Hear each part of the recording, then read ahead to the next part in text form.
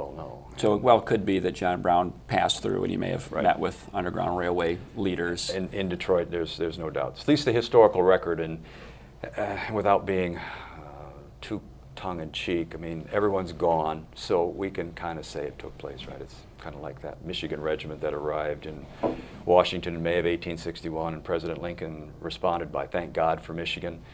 We don't really know that the president said that. Sounds good. But it sounds real good, and they're all gone, so we just go with it. Now, do you think, because of the fact maybe that he wasn't prosecuted for the events in Kansas, did this embolden him then, you know, to do something even more dramatic? I think that's a great observation, and it certainly did.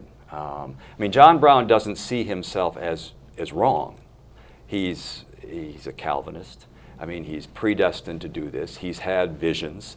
His two primary documents in his life are the Bible and the Declaration of Independence. And even after Harper's Ferry, one of the prominent Michigan newspaper in the Republican Party, the Detroit Advertiser, simply says that in light of what he did, yes, it's wrong, he broke the law, but if you've got the Bible in one hand and the Declaration of Independence in the other hand, the Detroit Advertiser said, we should expect actions like John Brown's. So take it for what it's worth, but there's no doubt he was emboldened, I'm sure. Tell us a little bit about the raid itself then. Well, the raid is, he moves to the vicinity of Harper's Ferry in about 3 months, must have been about July of 1859. Why Harper's Ferry? There's a U.S. arsenal there that opened in 1796. Harper's Ferry is actually a mid-18th century community at the confluence of the Potomac and the Shenandoah rivers, I believe. I think that's the two rivers we've got there. The arsenal there is a structure, about 20 different structures. It has 400 employees. It has the capacity of producing 10,000 weapons a year. It has in its stockpile another 200,000 weapons. So from John Brown's perspective, the intent is to seize this arsenal, which has all these weapons, distribute them to the tens of thousands of slaves who will flock to his call. And then if he has to defend the area, and it's kind of isolated, it's in the mountains, it's a kind of a natural defensive location. So all of this seems to beckon him to Harper's Ferry for his intent. And then? And he gets there and he captures, he and his 20 followers, it's not a big army behind him, easily capture the arsenal because there's only one guard. They remain in command, if you will, for a short bit because the townsfolk respond. It's a town of about 3,000 people. About half of them are free blacks, and the majority are white. They respond. The militia responds. People are shooting at John Brown in the buildings. They ultimately lose a couple men. He will get into a single building. By the time he's in this single building, the Army finally, actually the Marines respond. A command of a company of about 90 Marines from Washington, D.C. under the command of Colonel Robert E. Lee will arrive. If anyone's seen the movie They Died with Their Boots On, which show, or no, it's actually Santa Fe Trail, I'm sorry, it's an Errol Flynn movie, Santa Fe Trail.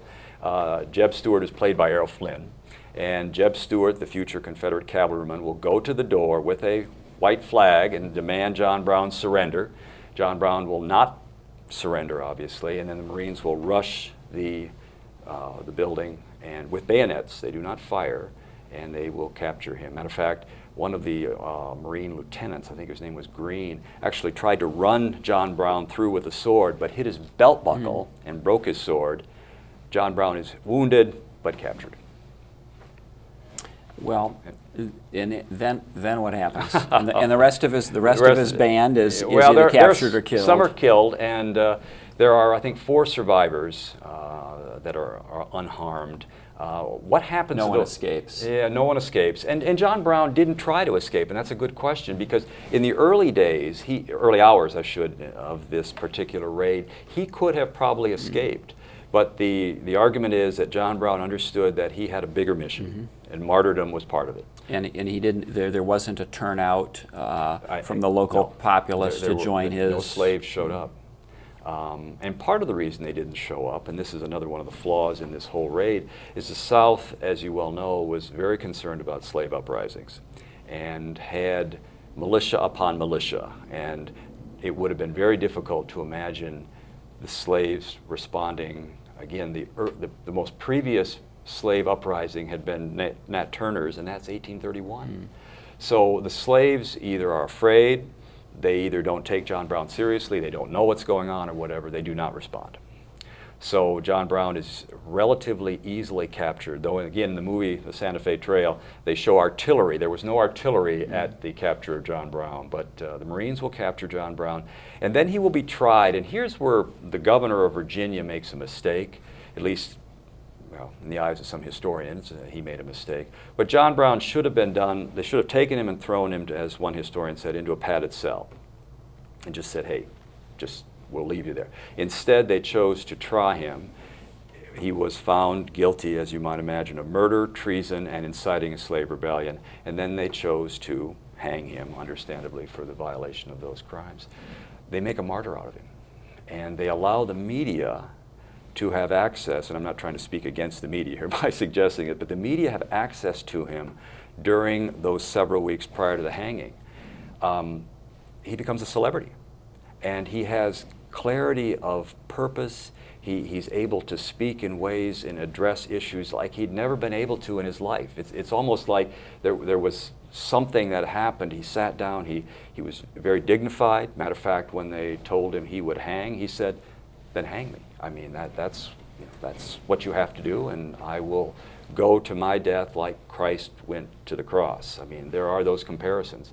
There were even little figurines that were sold of John Brown in a Christ-like appearance. So during those several weeks, he's writing letters, he's talking to the media.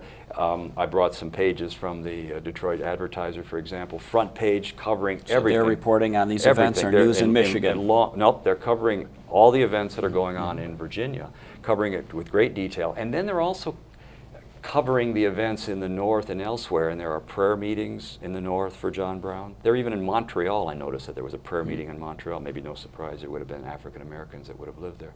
So the North is following it very closely.